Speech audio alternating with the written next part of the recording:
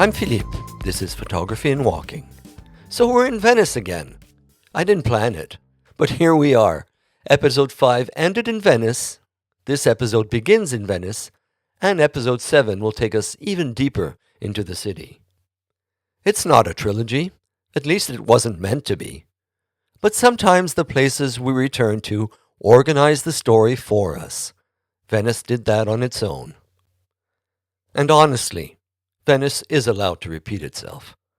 The whole city repeats.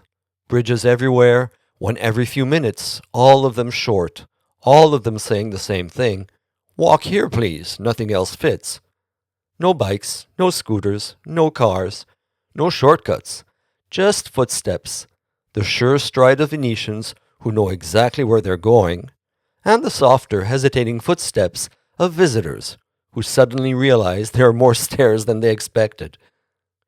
These bridges make me think of this series. Photography and Walking is kind of built the same way. Short spans, no heavy machinery, no need to follow a perfect order.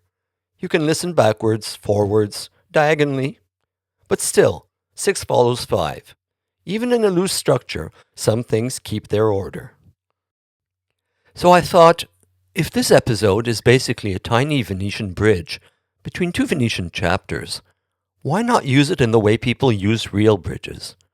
A short pause, a change of angle, a moment to notice where you are. Which brings me to the question I'm crossing today. What actually ties photography and walking together? What makes the two inseparable for so many artists, thinkers, and wanderers? I don't want to give a final answer. That would require a much longer bridge, and anyway, that's not what this series is about. But I'll take a few steps across the idea, and if nothing else, by the end, we'll be on the other side. So, both practices slow you down. Both rely on attention. Both reveal more when you let go of hurry. Walking prepares the eye. Photography gathers what the body discovers. And walking can sharpen the eye in ways that feel almost accidental. You're not hunting for a picture. You're just moving, adjusting to light, to weather, to whatever the ground is doing beneath your feet.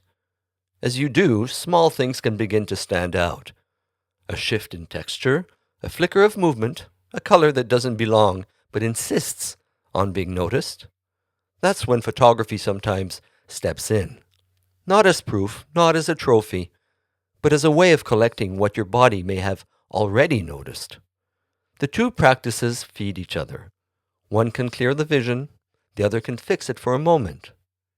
And you don't need a city for this. A shoreline can do it, a field, a road you thought you knew. Walking might tune you, and photography might listen. Or maybe it's the other way around. Together they create a habit of attention that's hard to unlearn.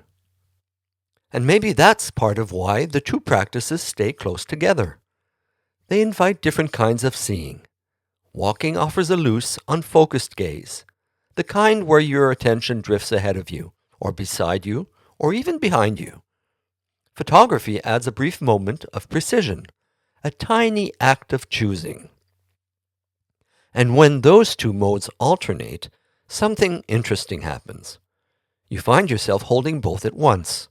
The softness of moving through space and the clarity of stopping inside a single instant.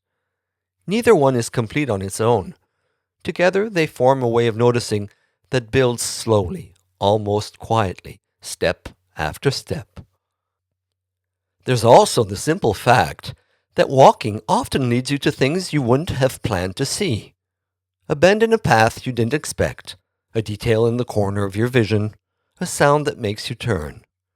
Photography can meet those small surprises halfway. A camera doesn't create them, but it can hold the feeling of having been there, of having wandered into something unplanned. And the more you make images like that, the more you start trusting those small detours. You realize that a photograph doesn't have to be spectacular. It only has to be honest to the moment that brought you to it. Yet photography and walking can also be contradictory. Walking advances while photographs rest. There's a contradiction here that creates a very interesting tension. So this episode pauses on that rhythm just for a moment. Before we continue, a short bridge in a city made of them.